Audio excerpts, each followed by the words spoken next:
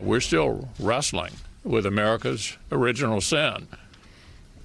We try to get better, but every now and then it's perfectly clear we're a long way from the finish line. And I think the best way for the Senate Republicans to go forward on this is to listen to one of our own who's had these experiences. He's had them since he's been in the United States Senate.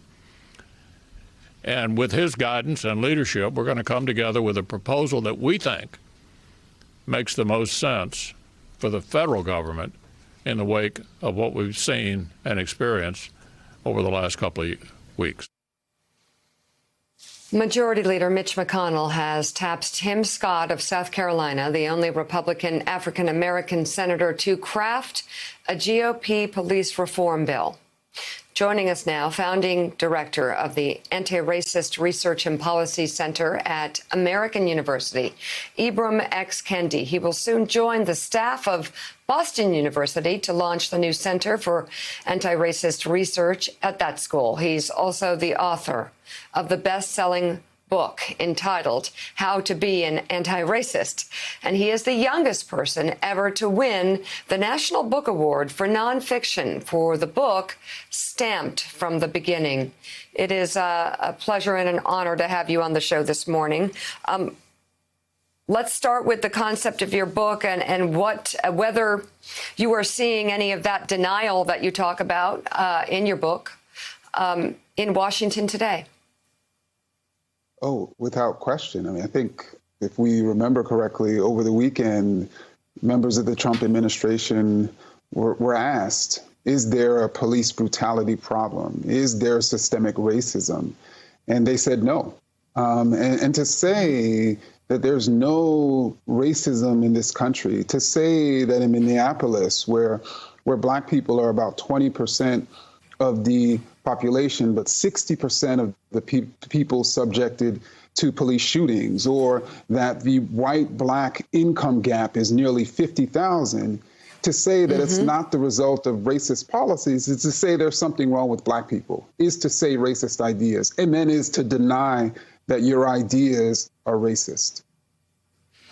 And you contend, you argue that denial is actually the heartbeat of racism.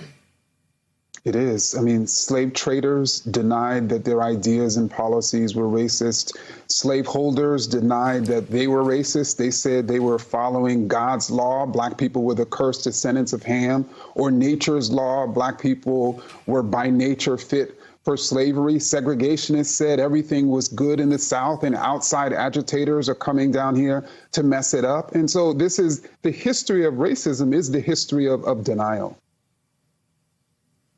Ibram, it's Willie Geist. Great to have you back on the show this morning. We appreciate your time. We've heard the term systemic racism used so much in the last couple of weeks, and it's kind of become shorthand. And I haven't heard a lot of people give a good explanation for what it is exactly. And I think it's important that people understand that. It's not calling somebody a name or a racial epithet. It's everything that undergirds that. So when you think about systemic racism, what do you think of and what needs to change? Sure. So let's think about it in this way. We can understand racism, or systemic racism, as a collection of racist policies that are leading to racial inequities and are substantiated by racist ideas. So if we take voting, for instance, there's a series of voting policies that are racist, that are disenfranchising Black and brown voters. And then the justification for those policies are voter fraud, which, of course, are degrading these voters. So then people think that there's no problem with these policies. There's nothing wrong with these people being disenfranchised. And so clearly we need to institute anti-racist policies. We need policies that expand the electorate, that protect Black bodies against police violence, that ensure equity and justice for all. Kendi Al Sharpton, isn't that the rub which you just discussed and which you said, I think, very effectively in your book, and that is that people are not willing to say that this is baked into the cake, so to speak, in terms of the system, and therefore you need some anti-racist, antibiotics, if we were talking about an infirmity in order to undo this, and whether or not we can get most Americans to make that leap, because you're talking about some fundamental change based on direct moves is what you're outlining that has to counter what we've allowed to be baked into the cake here. Precisely. And, you know, I just want to echo as well in terms of your powerful eulogy yesterday, but you're precisely right. I mean, when the norm in this country is racial inequality, the norm is racial injustice, the norm is racial inequity, we need affirmative policies. We need policies that seek to undermine that norm, that seek to reduce inequity and injustice. We can't do nothing and expect to eliminate racism. We have to be actively fighting racism by being anti-racist. Yamiche Alcindor has a question. Yamiche? Good morning, Kendi. My question is, you're talking about policies and systemic change. There are some people who think you can't change hearts and minds. What do you make of that sentiment? Is it a cop-out to talk also about hearts and minds, or does it need to be both? I think it certainly can be both. But when we look at history, we find that oftentimes when we do the difficult and courageous work of changing policies, minds change when they realize those policies are actually helping them. To give an example, it's not long ago that many Americans were against the Affordable Care Act. And then that policy was instituted.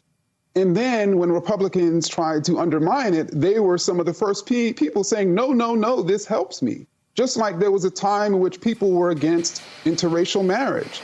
But then people realized it wasn't the end of America. People were against school children, learning together. And then people realized that actually it wasn't as bad as segregationists were making it out to be. And so I think the real fight is the changing of policies, because I think that can be much more effective in changing minds. The book is How to Be an Anti-Racist. Ibram Kendi, thank you so much for being on the show this morning. Please come back. And coming up, a troubling sign for what could happen in November. Georgia just saw some major problems at the ballot box in yesterday's primary. We'll talk to the Democratic candidate for U.S. Senate, Jon Ossoff, next on Morning Joe. Thanks for checking out MSNBC on YouTube, and make sure you subscribe to stay up to date on the day's biggest stories. And you can click on any of the videos around us to watch more from Morning Joe and MSNBC. Thanks so much for watching.